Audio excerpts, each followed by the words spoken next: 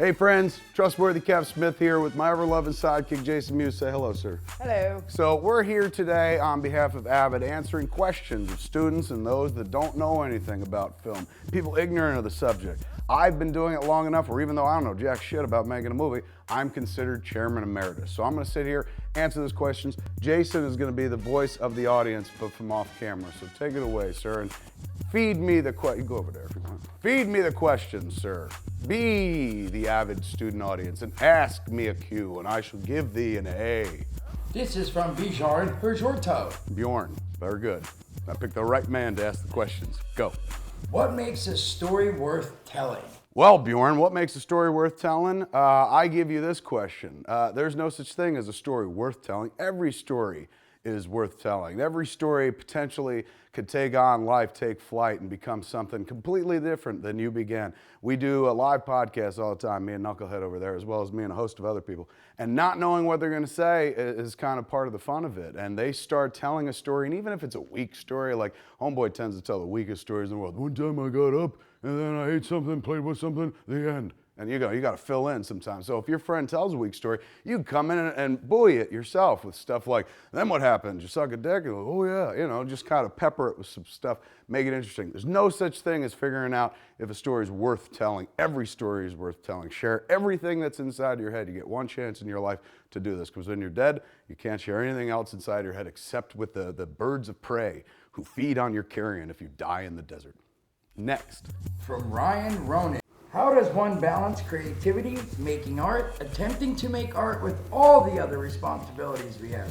What works for you? Balance, Ryan, I guess is the question that you're looking for an answer for. How does one spin so many plates at once? Well, there's no formula. And to be honest with you, it's a very dangerous pastime. Not as dangerous as, say, juggling chainsaws, but you can tend to get swamped by your own amount of projects that you float. The amount of boats that you float, man, could come back, turn around like a Royal Navy and sink your fat ass. So basically, you gotta feel what's right for you, man. It helps to have a wonderful support team around you. I have fantastic people in my life who make, not the least of which is that dog Shaggy, who make everything I do a lot easier and stuff. I come up with ideas, I wanna do this, and other people actually make it happen, implement it. So that helps to have a team. If you don't have a team, you got to figure out what that balance is for yourself. You can't take on too much, but at the same time, you don't want to just do one thing. I like to spin a lot of plates because you put all your eggs in one basket, don't work out, you're bored, you've wasted all that time. But the fact of the matter is, back in the day, we used to make a movie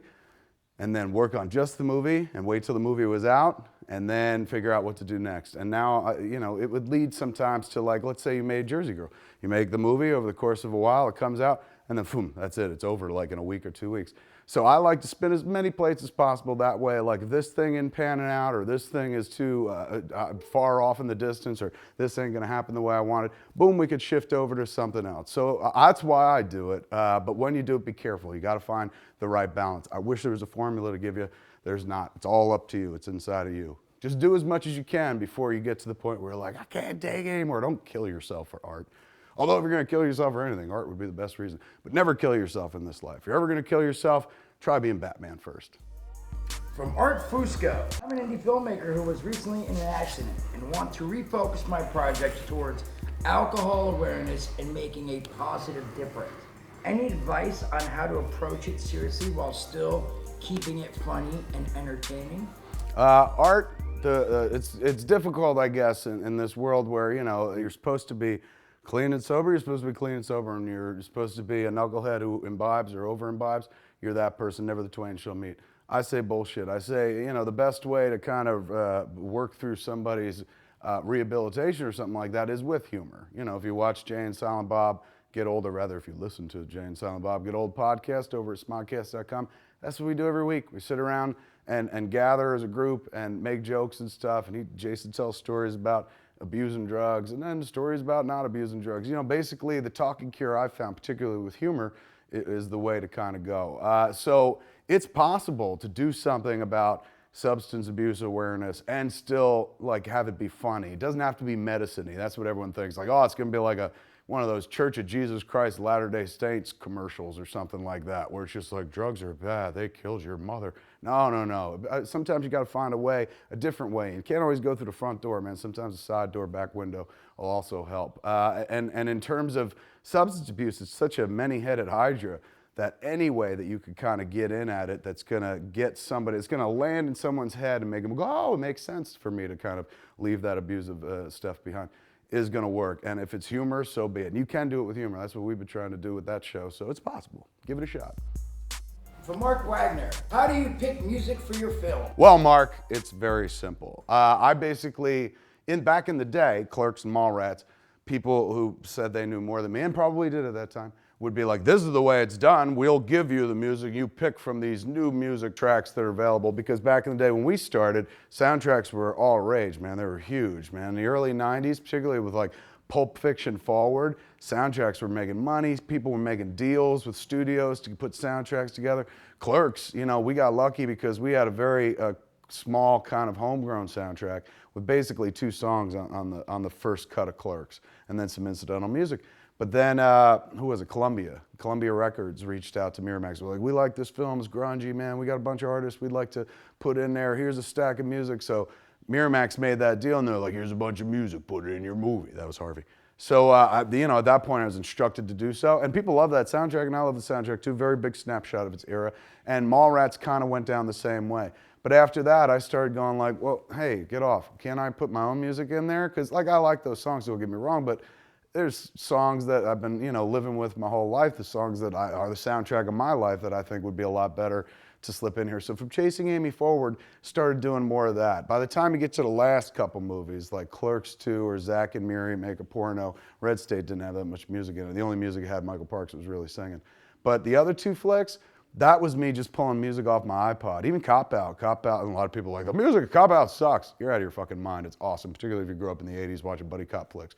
But in any event, a lot of that incidental music, not the score, came off my iPod, just things that I was listening to at that point. So that's how I pick, man. If I like it, it you know, makes me feel good, or it produces a particular feeling inside me, then I kind of try to marry that to the movie as best I can. Sometimes you go in knowing a song you want. You shoot the movie with a song in your head for a particular scene. Sometimes music is an afterthought. It's always been a mixture with me. Some songs I know will be in the movie, some songs I discover later on. But really, lately, for the last 10 years, I've just been pulling them off of my own music collection. Fuck somebody giving you a pile of shit to do and going like, go through these, that's your soundtrack. That's one way to do it, that's nice, but I'd much rather be a more personal experience, and it's more personal if the tracks are like, this is coming right off my iPod. Jared Dixon said, do you think people today could realistically enter the industry the way directors like you, Rodriguez? Do I think any directors could get in to the biz the way that me and, say, Robert did back in the day? And that is to say, making a little movie on your own, taking it to Sundance, it gets discovered and picked up by a studio, and they put it out into theaters. Very rarely does it happen anymore, because there's just, back in the day when that began, there wasn't a lot of that going on, man. Like, I remember when we submitted to Sundance in 1994, we were one of 16 films picked for the dramatic competition category. And I remember hearing, they were like, that was a tough selection process. There were 400 films submitted this year. So we were like, out of 400, we were 16, one of 16 out of 400. It's fucking astounding. Now, ask the Sundance people how many entries they deal with every year. It's got to be 4,000 or something crazy like that. Could you imagine? You're still only looking for like 16 slots. So we got lucky from a time when there wasn't a lot of competition, man. There wasn't a lot of technology. Not a lot of people were out there going, oh, I can make cinema too. I can make films as well. But then because of movies like Clerks and El Mariachi, you got a bunch of people seeing like, oh my God, these 2 first-time knuckleheads made movies and they got picked up, and look, they're off and running and stuff. So maybe that could happen for me, but I think that door is kind of closed. They don't seem to be picking up movies at Sundance for titanic sums anymore like they were. And they also, when they do pick them up, they don't seem to kind of go absolute crazy with them. A lot of the movies you see coming out of Sundance now has famous people in it. I saw a lot of actors that I recognize in movies that I was there with Red State that year. A lot of cats in the cast, like, oh yeah, you could easily sell that off this person or that woman or this guy or blah, blah, blah. So the days of like, you know, the movie that comes out of nowhere. Nobody knows anything about. Very few and far between. There was a movie that was at Slam Dance this year called Bindle Stiffs, and it won the Audience Award. And that was a movie that Smodcast Pictures Presents, that's our little outlet, picked up because for that exact same reason. The way that it was done just doesn't happen that much anymore. So I felt like I got lucky. Miramax picked up my movie and I was off and running and stuff. I always wanted to give that experience to some other filmmakers. You want to give it to every filmmaker, but it's not going to happen. So we figure like, hey, here's one more place to take movies out through.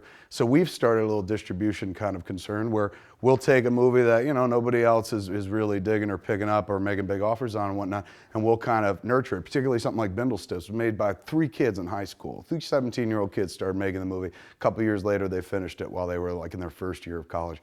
It's amazing, and the movie's raw and wonderful and stuff. So I don't think it happens, and it won't happen as frequently as it did back in the day. There was a Sundance Story of the Year. I was one of them.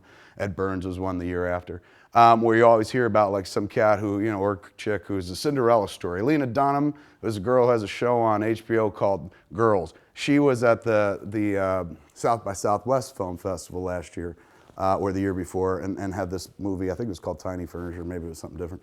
But her movie got a lot of quiet attention. It didn't like burst out onto the indie film scene, but that she was able to segue into an HBO series with Judd Apatow. So it doesn't, the conventional, like the way we got in back in the day was unconventional to begin with. It wasn't front door, it was back door. But then once we went through the back door, a lot of people saw, hey, there's a back door, and everyone wanted to try to crowd through it. And so now, you know, you got this many people trying to get through an entry this big. So it's not. Unfortunately, I wish I could tell you everything will happen for you the same way it happened for me.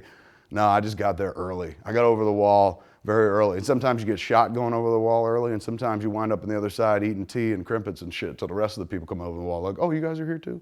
So that's what's happened now. Now everybody can get over the wall. So with that much competition, it's much tougher to get noticed, much tougher for somebody to be like, Pwang, we lift you out of this indie obscurity and put you into the mainstream or something like that. It's different, it's more difficult. I hate to shit on your hope like that. I'm not saying it's not possible. I'm just saying it doesn't happen nearly as much as it used to happen. But like I said, man, we're trying in our own little way. We're gonna try to take out movies and generate that little thing ourselves. We've got enough of a juice at this point, not so much like the Miramax juice, I'm saying. But we've got enough juice, Smodcast and me after doing shit for years, where we can shepherd out an indie filmmaker, amateur filmmaker's first effort and be like, hey, everybody check this out. And that's your job, you know, as an indie filmmaker, you gotta keep that cycle going. Somebody inspired me, made me wanna make a movie, and I did. And that movie inspired other people to wanna make movies, and they did. So now you wanna kinda help them go to that next place that you went to. Can't help them all, can help some though. And there it is, man. I hope I've answered all your cues, or at least 5 of them. If I answered all of them, I'd have no time to be on Twitter. And that's all I do. I'm on Twitter all the time now. Don't even